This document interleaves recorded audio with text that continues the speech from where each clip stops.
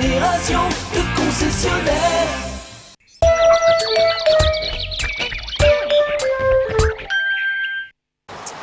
Bonsoir, le journal télévisé présenté par Christophe Chez. Christophe, vous êtes encore là alors qu'il y a la 200e demain? Oui, on la prépare activement. Bon, j'espère bien, hein, vous enregistrez ça demain en direct, non, en différé, mais Forcément. avec public à l'Imperator. À partir de 19h, rendez-vous dans les jardins de l'Hôtel Imperator pour la 200e émission de Tenlid au Sud.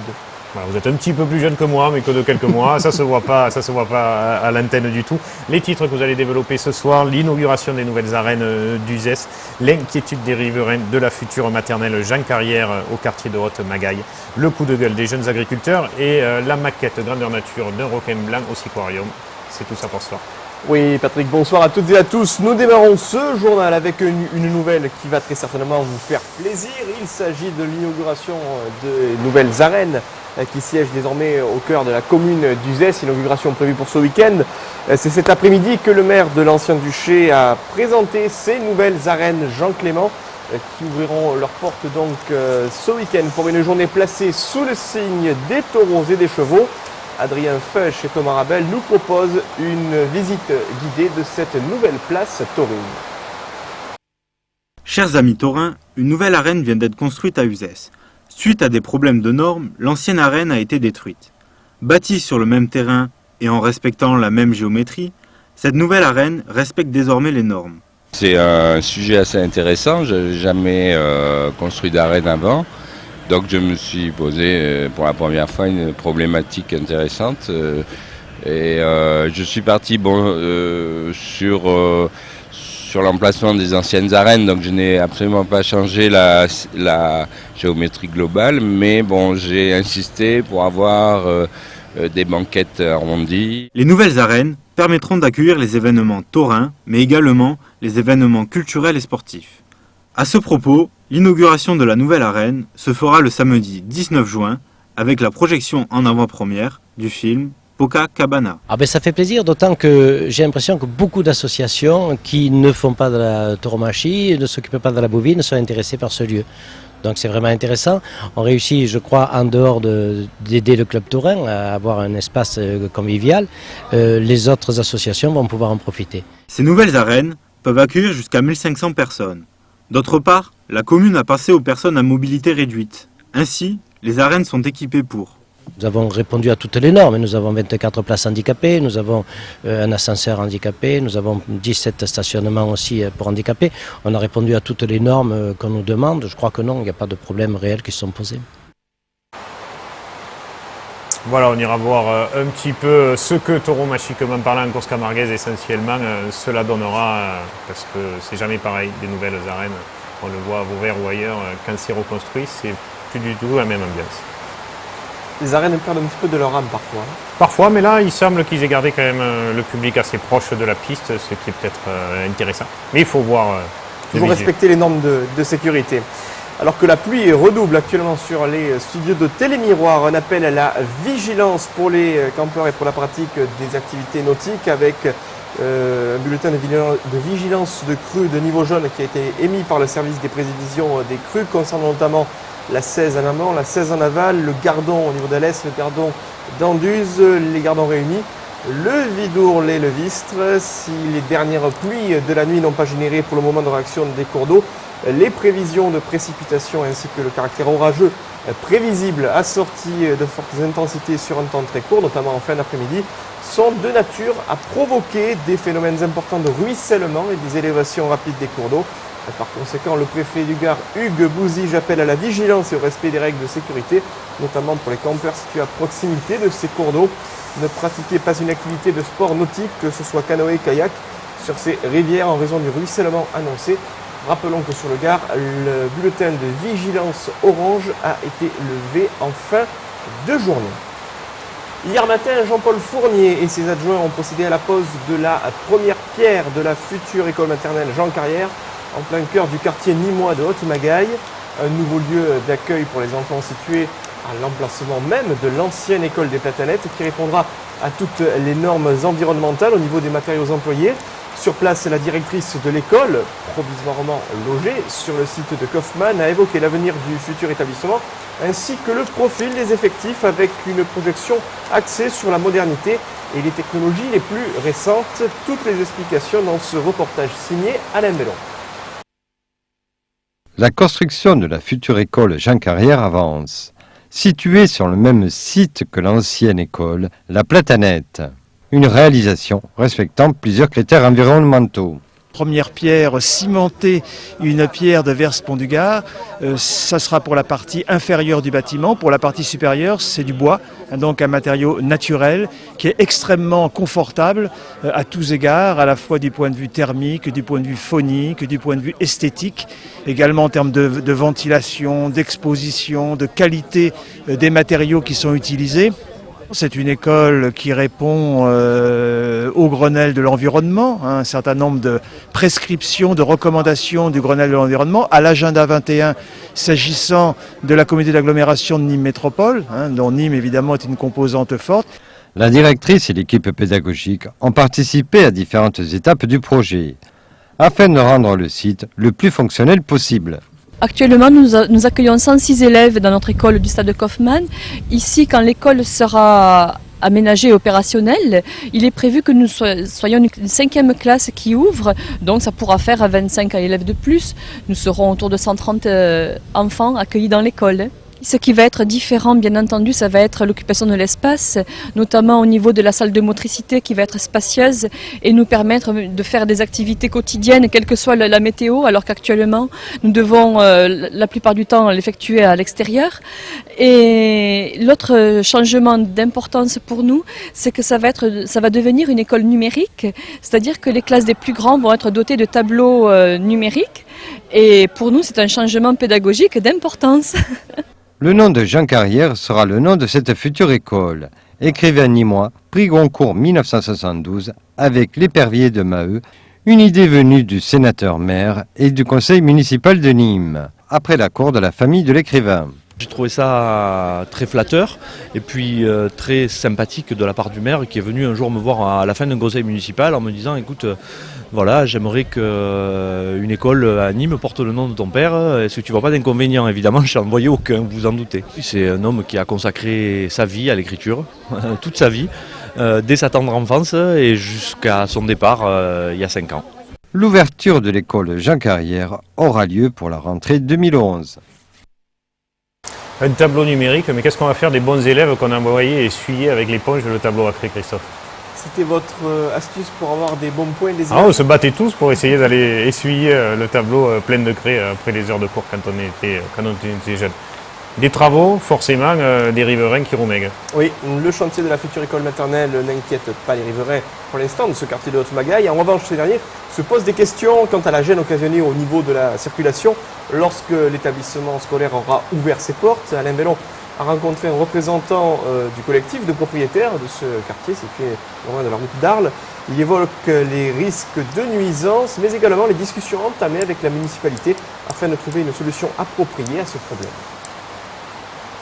Nous, le seul problème qui nous intéresse, c'est la sortie.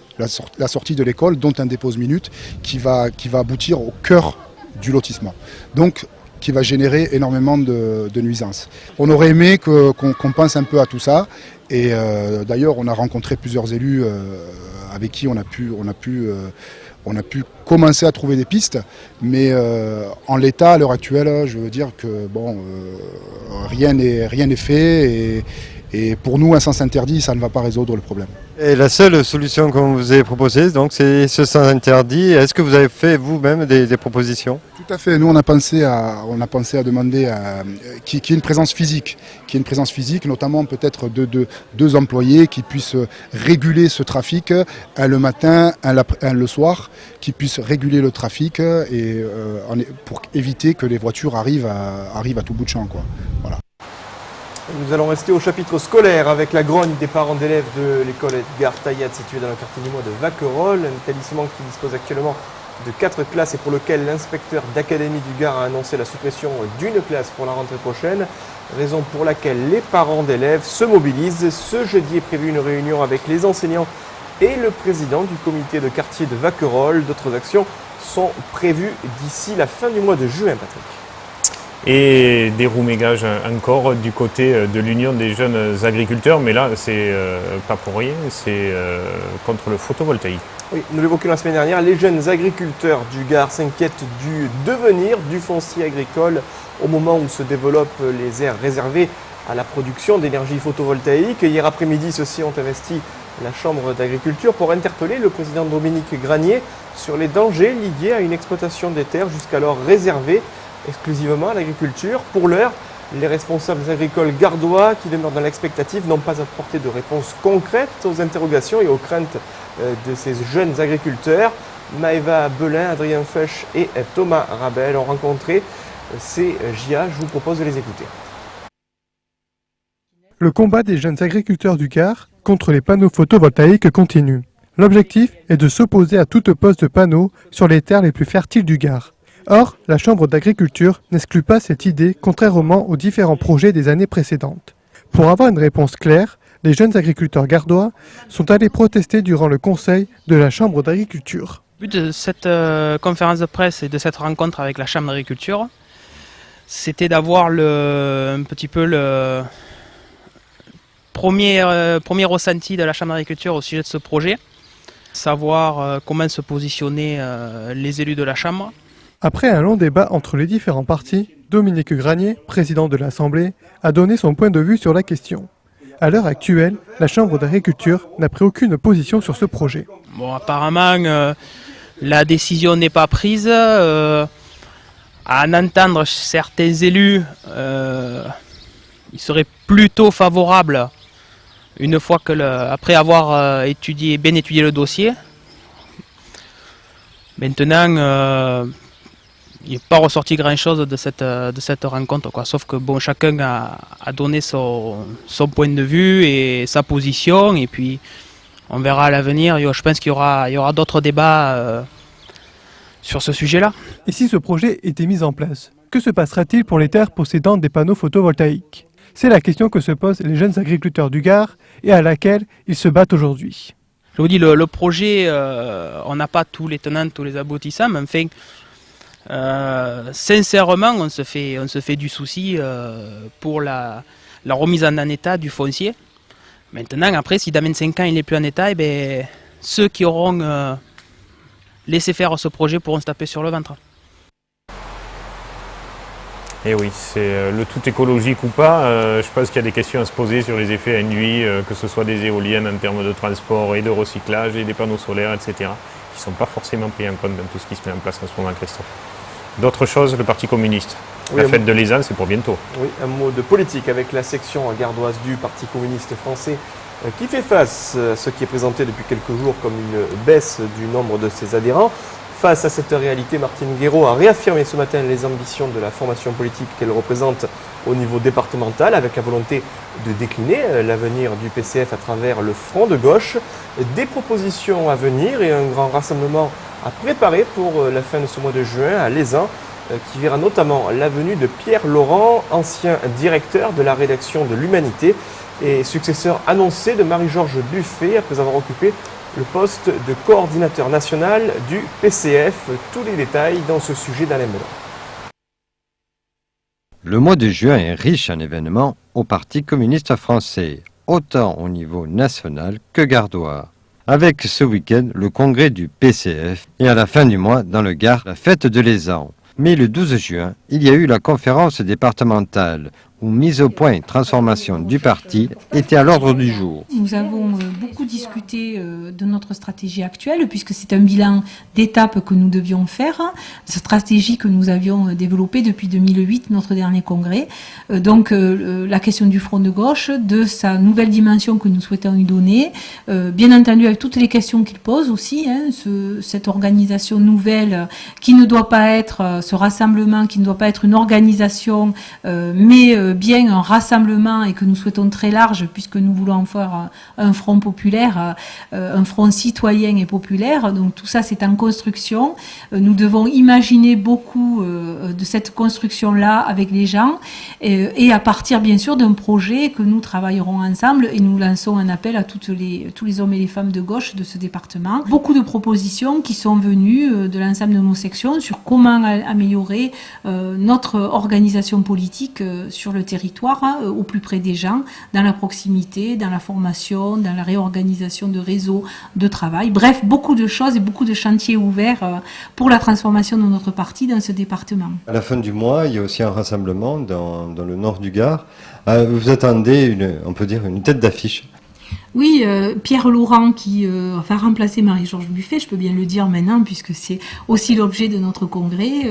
Pierre Laurent qui sera donc à partir du week-end le nouveau secrétaire national du Parti communiste français sera présent sur la fête de l'ESA dans une rencontre bien sûr publique avec des adhérents mais plus largement où nous débattrons avec lui de notre parti, de son avenir, de ce que nous sommes en train de construire et des combats que nous menons aujourd'hui dans la société d'aujourd'hui. La fête de l'ESA aura lieu le 26 et le 27 juin. Voilà la fête de l'ESA. Christophe, d'autres informations sur le Parti communiste? Oui, quelques précisions notamment concernant Pierre Laurent qui devrait donc être élu ce dimanche secrétaire national du PCF lors du congrès de cette formation politique. Toujours concernant l'actualité du PCF gardois, rappelons que pour l'heure, le conseiller régional Jean-Paul Boré, l'un des 4 élus communistes de la liste de Georges Frêche aux dernières régionales, n'a ni été exclu ni même suspendu. Les fédérations de l'Aude et de la Lozère n'ayant pas suivi les recommandations de leurs consoeurs gardoises, cette question devrait être prochainement tranchée par la Commission nationale du PCF. Tout autre chose, le siquarium du Grau-du-Roi a une maquette géante de requin blanc. Oui Patrick, et malgré le mauvais temps et cette alerte orange qui a été levée sur le Gard, prenant à présent la route des plages, et plus précisément celle du Grau-du-Roi, pour rallier le célèbre siquarium et sa fameuse récente salle dédiée aux requins. Dimanche dernier, Patrick, vous avez découvert pour nous Adeline. Et oui, c'est comme ça. Rien à voir avec Johnny. Belle maquette. Belle maquette, cette réplique plus vraie que nature du grand requin blanc qui va désormais trôner au sein du requinarium et rappeler aux visiteurs l'importance de la place du squale dans notre système écologique. L'occasion également de rencontrer le créateur de cette œuvre propre à marquer les esprits, dont celui de Frédéric Siller. Non, vous ne rêvez pas, vous voilà bien nez à nez avec un requin blanc. Depuis quelques semaines, le siquarium Le Grau-du-Roi possède une réplique réaliste de l'animal grandeur nature au sein de son requinarium. Une acquisition qui ne sert pas qu'à la décoration. C'est un animal qui est mythique, tout le monde en a peur. En réalité, ces animaux sont aujourd'hui menacés. Lorsqu'il y a des dangers avec le requin blanc, ce sont des requins blancs qui font 3 mètres, 3,50 m. Souvent, ce sont des jeunes requins blancs. Il y a une confusion et donc là ils peuvent être dangereux. Les grosses femelles comme celles qu'on présente là en maquette de 6,50 m, il n'y a plus de confusion. Ce sont des animaux qui sont très importants pour l'écosystème et aujourd'hui c'est vrai qu'ils sont fragilisés et donc nous voulons mettre en garde et nous avons décidé de rendre hommage à ce fameux requin blanc en sortie du requinarium. 6,40 m de long, c'est la réplique exacte du plus gros spécimen jamais pêché au large des eaux cubaines dans les années 40 et né des mains de l'artiste Jean-Pierre Palencia. Amoureux de son œuvre, il va même jusqu'à la baptiser. Pourquoi Adeline? Tout simplement parce que quand on a dédouané au Grau-du-Roi, à Montpellier, la palette avec le requin dessus, la charmante personne qui nous a dédouané et fait les papiers, ça peut se prénommer Adeline. Le sculpteur n'en est pas à son premier essai. 6 autres répliques de requins de races différentes lui ont été jadis commandées par le siquarium. Un challenge aujourd'hui d'autant plus compliqué puisque Adeline arrive tout droit de l'île de la Réunion. On devait la faire parvenir au Grau-du-Roi par bateau. Malheureusement, les délais étant trop longs, elle est partie en première classe par avion. Adeline est donc la première réplique réaliste en France d'un grand requin blanc. Une qualité majeure pour se permettre de postuler dans le prochain casting des Dents de la Mer. C'est grand quand même, 6 mètres et quelques. Voilà, il vaut mieux l'avoir au siquarium que sur la plage du Boucanet, il me semble. Un portrait d'entreprise, Christophe, ce soir, c'est mardi, la société ou design. Télémiroir avec Carré Gagnant, les atouts maîtres de Nîmes Métropole pour entreprendre, vous présente ce programme.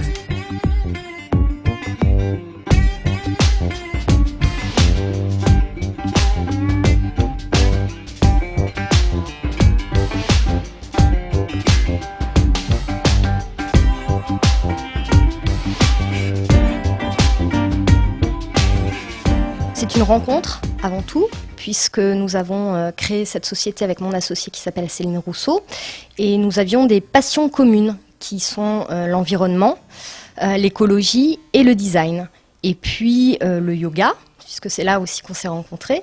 Et donc est née cette idée de faire à la fois de l'écologie et du design, et donc de proposer du mobilier écologique.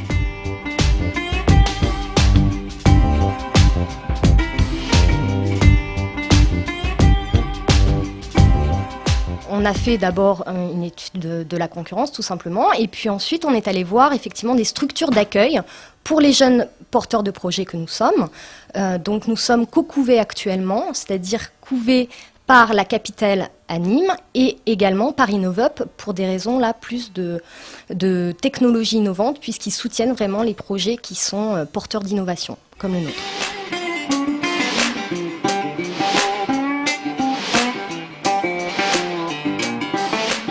Le premier produit que nous commercialisons sur le site, donc via notre boutique www.oudesign.fr, est un tapis de bain végétal qui a été créé par une designeuse suisse qui s'appelle Lachan Nguyen, qui est diplômée de l'ECAL, qui est une prestigieuse école de design en Suisse, à Lausanne. Et le concept est assez simple et en même temps porteur de poésie. C'est un socle en latex végétal recouvert de mousse des bois.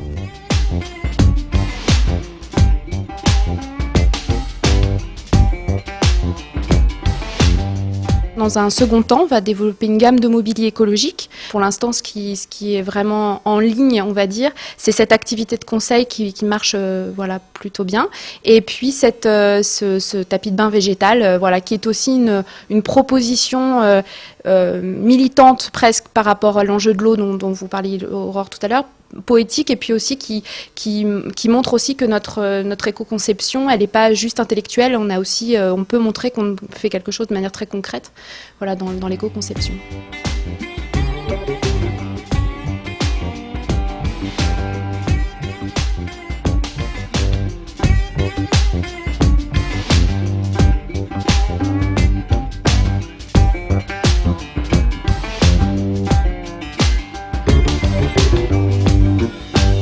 Télémiroir avec Carré Gagnant, les atouts maîtres de Nîmes Métropole pour entreprendre, vous ont présenté ce programme.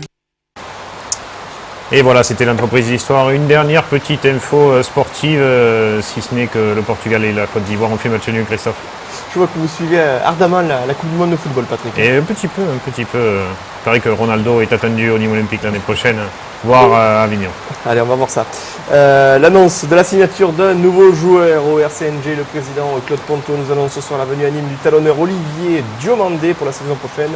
Âgé de 35 ans, cet international ivoirien a évolué depuis 2 ans avec le Racing Métro 92, après avoir porté le maillot du Montpellier RC pendant 6 saisons, mais également celui du RC Nîmes entre 1998 et 2000. Rappelons qu'Olivier Diomandé n'est autre que le frère de Laurent Diomandé, qui évolue lui aussi au RCNG en tant que centre.